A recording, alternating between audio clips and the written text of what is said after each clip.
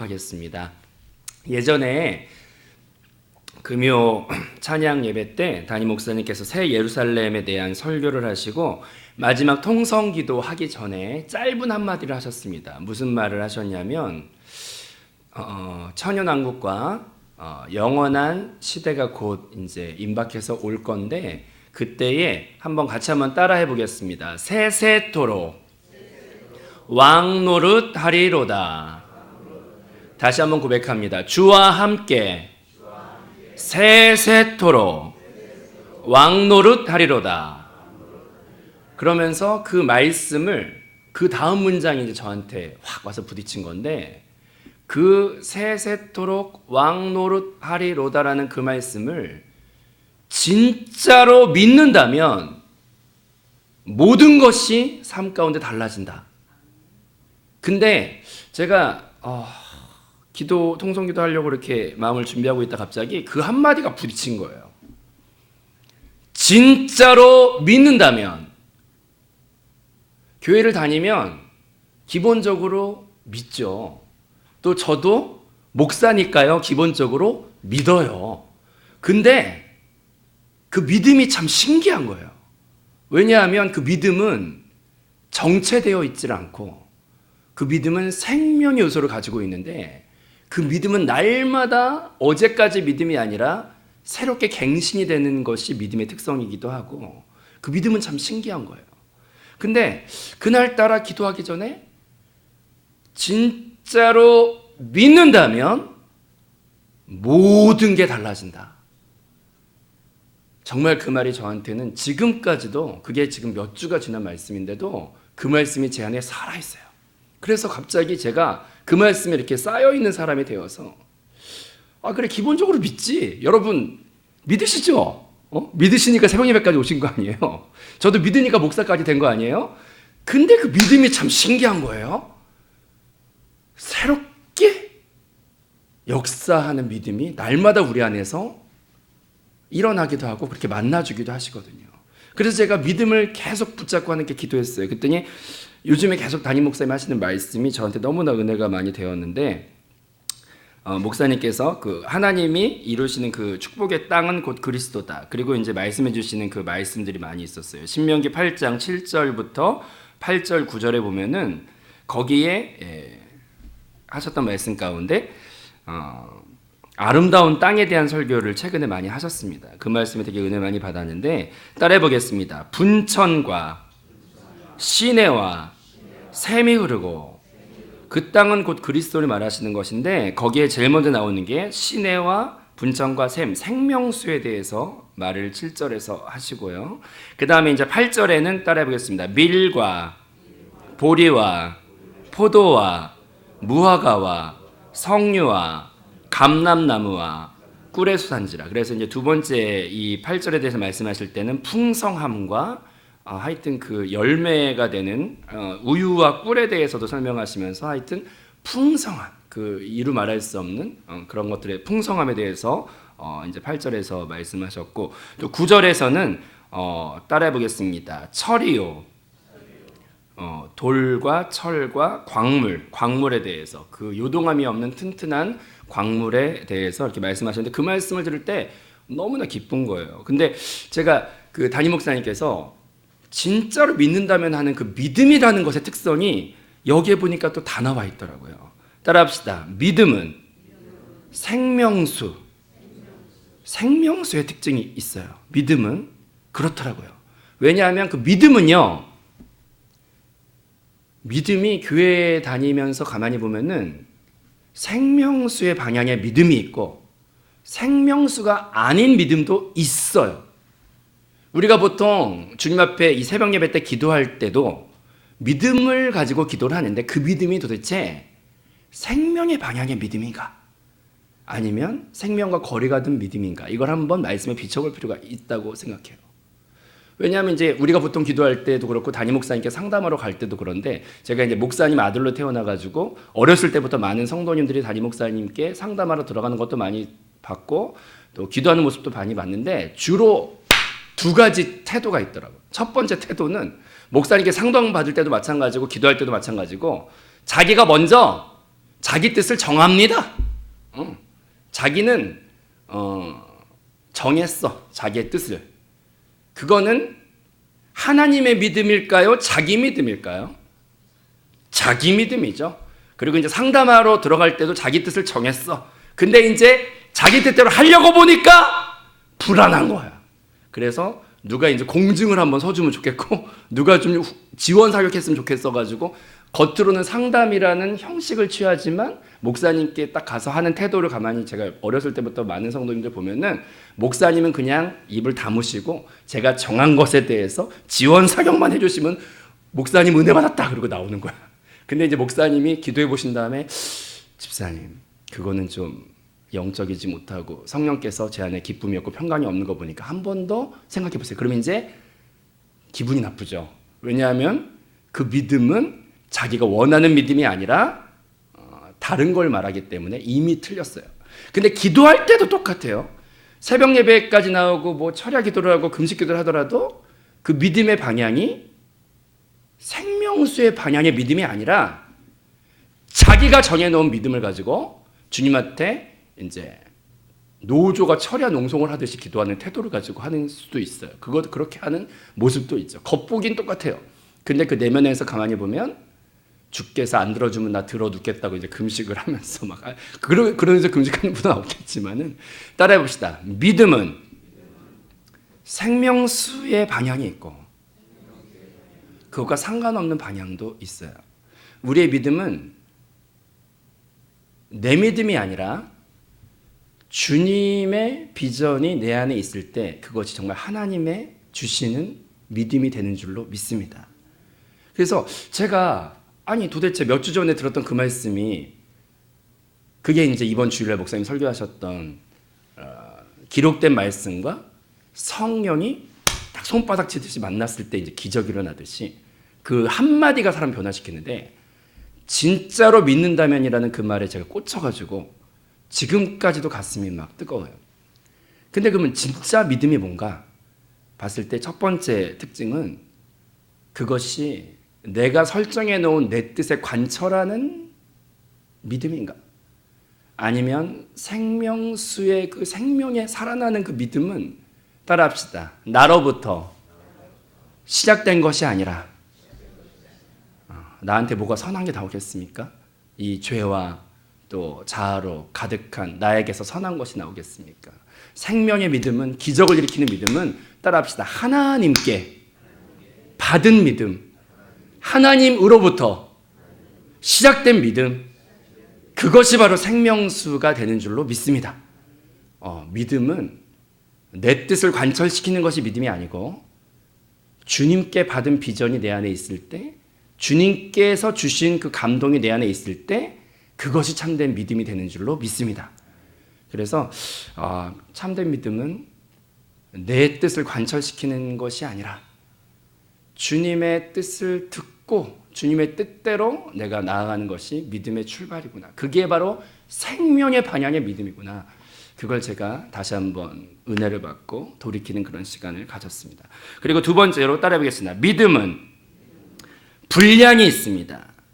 성경 말씀 보면은 믿음의 초보라는 표현이 나오고 또 그리스도의 장성한 분량이라는 말이 나오듯이 믿음은 똑같은 믿음이 아니라 따라합시다. 장성한 믿음.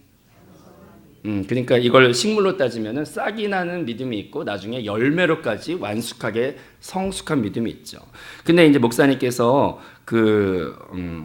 하나님의 축복의 땅에 대해 설명하실 때 두 번째 나오는 게 이제 과일들이 막 나오고 꿀이 나오고 막 우유가 나오잖아요. 최상급으로 좋은 풍성한 것들이잖아요. 근데 그게 이제 저한테는 이번 한 달 거의 이렇게 살면서 나의 믿음도 그렇게 초보적인 단계가 아니라 완숙하고 성숙한 믿음이 될 때 거기에 기적이 있다는 것을 다시 한번 마음속에 느끼게 되었습니다. 따라합시다. 장성하고 풍성한 믿음으로 우리가 안주하지 말고 그리스도의 장성한 분량까지 나아가는 저와 여러분이 돼야 할 줄로 믿습니다. 그리고 마지막으로 따라합시다. 견고한 믿음. 그래서 신명기 8장 9절 마지막 그 단계에 보면은 광물 설교를 하셨는데 그것도 제가 은혜를 많이 받았어요. 우리는 결국 주님 앞에 어떤 환경에서도 요동함이 없는 반석 내지는 철, 뭐 이런 광물처럼 따라합시다. 강한, 요동함이 없는 그런 믿음으로 설 때 주님의 놀라운 생명의 요소들이 우리에게 나타날 줄로 믿습니다. 그래서 따라합시다. 진짜로 믿는가? 근데 그 진짜 믿음은 한번 그 짧은 단어 가운데 저를 빛 가운데 돌아볼 때 진짜로 믿으면 잘 보세요. 하나님은요. 태초부터 지금까지 한 번도 문제가 없으시고 한 번도 부족함도 없으시고 한 번도 지혜와 기적과 능력과 이 모든 것 안에 있어서 연약함과 부족함이 1도 없는 분이 내가 믿는 창조주 온 시간에 운영하시는 모든 결정권자이신 나의 주 하나님이신 줄로 믿습니다. 하나님께는 문제가 없는데 항상 문제는 그 하나님을 닮는 우리가 우리의 믿음이 어느 수준인가에 따라서 그 사람에게 체험되는 하나님은 차이가 있더라고요. 따라합시다. 하나님은 문제가 없어요. 근데 다 그 똑같은 하나님이 광대하신 크신 하나님이 온 우주보다 크신 그 하나님이 지금도 역사하심을 믿으시면 아멘. 그런데 그 하나님을 왜 여러 사람들이 누리는 수준이 달라요. 기적이 나타나는 수준도 다르고 많은 예수님을 따르는 회중이 그렇게 많았지만 그 중에서도 기적이 나타나는 사람은 있었고 구경하는 사람은 또 따로 있어요. 아니 하나님은 문제가 없어요. 근데 왜 그게 나타나는 건 다 다르냔 말이에요. 그것은 나의 믿음이 어느 정도 단계에 있느냐에 따라 그만큼만 담기더라고요. 그만큼만 누려요. 그러면 나의 믿음이 최대한 그 광대하신 주님을 다 담을 수 있을 만큼 우리가 전공과도 같이 준비가 되고 단련이 될 때 그 풍성한 하나님이 우리 안에 누려질 줄로 믿습니다. 그러면 그 믿음이 진짜로 믿는가라고 했을 때 그 진짜 믿음은 우리 안에 최소한 먼저 세 가지를 점검을 해서 따라합시다. 나의 믿음은 생명의 믿음인가? 그게 주님의 마음이 동하는 믿음인가? 주님의 방향에서의 믿음인가? 아니면 내 믿음인가? 내 의견의 관철인가? 믿음이라는 탈을 쓴 내 자아가 또 한 번 튀어나와 기도하고 있는 건 아닌가? 따라합시다. 생명이 넘치는 믿음이 되기를 기도합니다. 그 말은 주님과 방향이 같은 믿음이 되기를 기도합니다. 아멘. 그리고 장성한 믿음이 되기를 기도합니다. 주님, 제가 주님 앞에 장성하고 풍성한 주님 그 믿음이 되기를 원합니다. 그리고 내가 견고한 믿음이 되기를 원합니다. 근데 이렇게 세 가지 특성을 가지고 우리가 기도할 때 오늘 읽었던 본문 말씀 가운데 보니까 그러면 이제 무엇을 믿을 것인가 이런 물음을 가졌을 때 되게 좋은 오늘 성경 구절 말씀이 있더라고요. 따라합시다. 주는 그리스도시요 살아계신 하나님의 아들이시니이다. 아멘.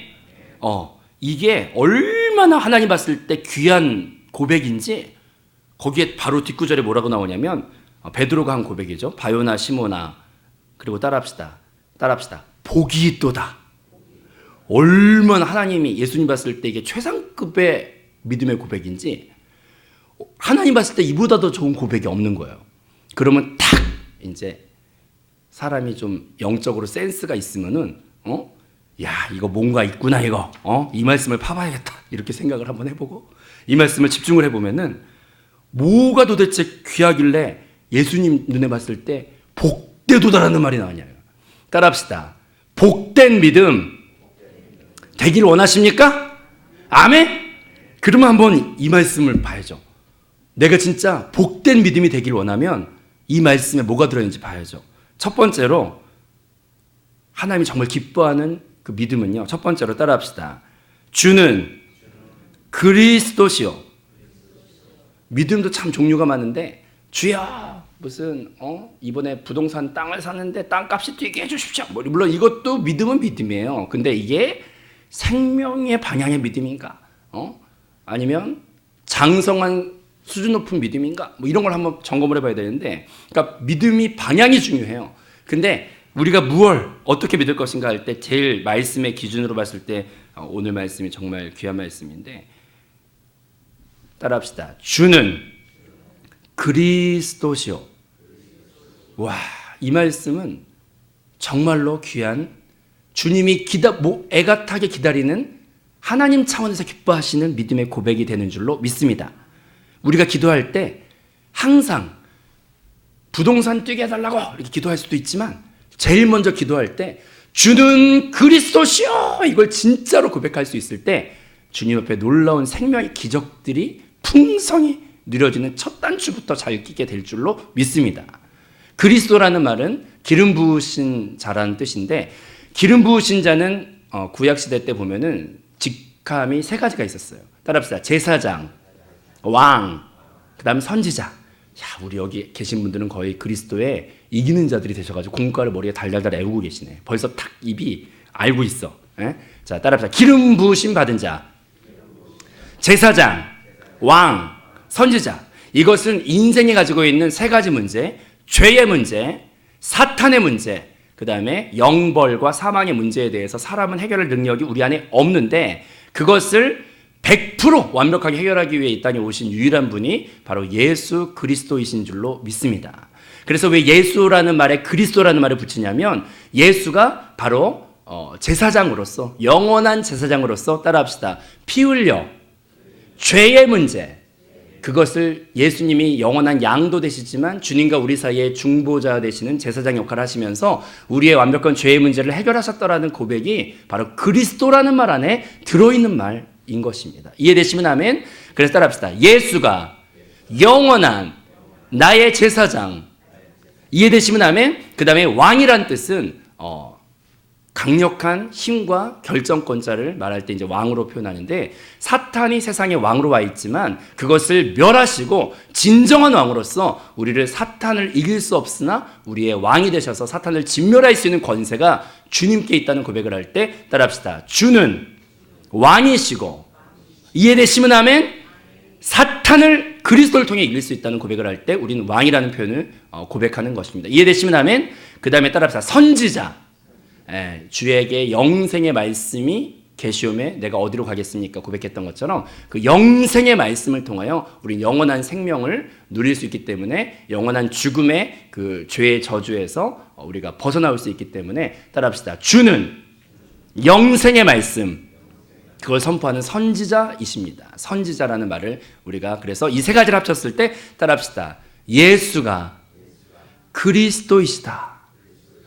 그것이 정말로 내 마음에 귀한 복음으로 고백될 때, 그것이 주님의 마음을 첫 단추부터 활짝 열리게 만드는, 정말 하나님이 복되도다. 네가 어쩜 그렇게 이쁜 말을 하니. 자녀들 중에서 보면은 이쁜 말 하는 자녀가 있습니다. 똑같이 자녀를 낳았어도 첫째는 와가지고 장남답게, 어머니 아프시죠? 누워 계세요. 제가 설거지와 청소와 공부를 다 하고 어머니를 주물러 드리겠습니다. 이렇게 이제 말하는 이상적인 아들이 있죠. 근데 또 둘째 아들은, 그따 둘째 아들 시험 들지 마시고 와가지고, 엄마! 사줘! 그리고 메이커. 제가 누구라고 말할 수는 없는데, 요즘에 그 아디다스, 삼선인가? 그 세 개. 그래서 이제 하도 그것만 좋아하길래 아버지가 아들한테 별명을 붙여줬대요. 아유, 우리 삼선 선생님. 그러면서 삼선 누구 선생님, 누구라고 실명을 밝힐 수는 없고요. 하여튼 자녀들 중에서도 부모의 마음을 활짝 여는 자녀가 있듯이, 주님 오늘 새벽에 기도하러 나가실 때 주님 앞에 앉아가지고 하나님 사줘 이렇게 기도하는 분이 있을 거고, 하나님 제가 철이 든 장남으로서 주의 나라와 주의 의와 주의, 뭐 이렇게 하면 하나님이 그냥 가슴이 확 열려가지고, 아이고 이쁜 내 자식아, 그러면서 그냥 막 이 모든 것을 더하여 주고 싶지 않으시겠어요? 그래서 첫 번째 하나님이 기뻐하시는 고백은, 따라합시다. 주는 그리스도. 그것이 주님의 마음을 가득 채우는 우리의 하나님 마음에 복된 고백이 되는 줄로 믿습니다. 아멘. 그 다음 두 번째는, 따라합시다. 살아계신 주님은 살아계신이라는 두 번째 고백에서도 복되다고 생각하셨는데, 이것은 저는 저 마음속에 어떻게 은혜로 다가왔냐면, 살아있다는 말은 따라합시다. 생명, 살아계신, 그것은 내 안에 우리가 두 번째로 고백해야 되는 것은 따라합시다. 내주하시는 그리스도. 첫 번째 고백으로 주는 예수가 그리스도이십니다. 이것을 구원의 차원에서 고백을 했다면, 두 번째로 중요한 것은 예수가 내 안에 내주하시는 주인이 되어 주셨다. 그것이 살아계신 생명, 내 안에 살아계신 생명, 내주하시는 그리스도, 내주하시는 그리스도에 대해서 진짜로 믿을 때 그것은 또 하나님 마음에 복된 고백이 되는 것입니다. 근데 정말로 저도 그렇지만 내 안에 내주하시는 그리스도가 살아계신데, 그것을 인지하고 살 때보다 인지하지 못하고 살 때도 상당히 많이 있는 것 같습니다. 하지만 내 안에 내주하시는 그리스도를 날마다 바라보고, 따라합시다. 내주하시는 그리스도를 날마다 바라보고 인정하고 음성 듣기를 원하고 주님과 동행하기를 원할 때 놀라운 풍성한 축복이 내주하시는 그리스도를 통해 우리 안에 누려지게 될 줄로 믿습니다. 근데 하루는 가만히 앉아있는데 이런 마음이 들더라고요. 내주하시는 그리스도가 참된 복음 중에 복음이 아닌가. 인생이 갖고 있는 많은 어려움 중에 상당 부분은 외로움과 혼자라는 느낌, 또 공허한 느낌, 그 다음에 사망의 느낌, 이런 것들이 인생을 힘들게 만들거든요. 삼성그룹의 회장 그룹의 가족들도 자살을 하는 일들이 뉴스에 많이 보도가 되듯이 세상에 가질 거 다 가진 사람도 채워지지 못하는 것들이 인간 안에 있어요. 이해되시면 아멘? 그 외로움, 그 공허함, 그 허탈함, 그 모든 것을 사람은 극복할 능력이 없어요. 사람 중에 가을만 되면 외로움 타는 분도 많고 가족과 함께 있어도 외롭다 이런 분도 많아요. 근데 내주하는 그리스도,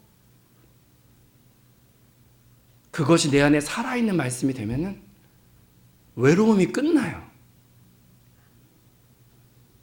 허전함이 끝나요. 이게 참 복음이 아닌가. 진짜 너무 기뻐요. 근데 문제는 뭐냐면 믿음이 똑같은 믿음이 아니라 진짜로 믿는가. 내주하시는 그리스도를 진짜로 믿는가. 내주하시는 그리스도를 진짜로 믿으면 풍성함이 실제가 됩니다.